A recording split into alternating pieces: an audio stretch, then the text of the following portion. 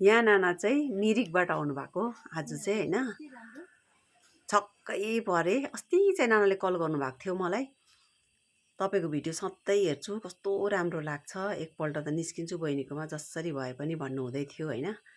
अनि अचानक हिजो अस्तिको दिन चाहिँ मलाई फोन गर्नुभएछ, कालिम्पोङ आउँदैछु बहिनी एकपल्ट निस्किन्छु भनेर। साँच्चीकै आज आइपुग्नु भयो हेर्नुहोस् त। छक्कै परेँ म चाहिँ, एकदम खुसीले चाहिँ ठाउँमै बसेन होइन। यति साह्रो चाहिँ खुसी लाग्यो। अनि नानाले एक दुईवटा फुलहरू सेलेक्ट गर्नुभयो यहाँनिर।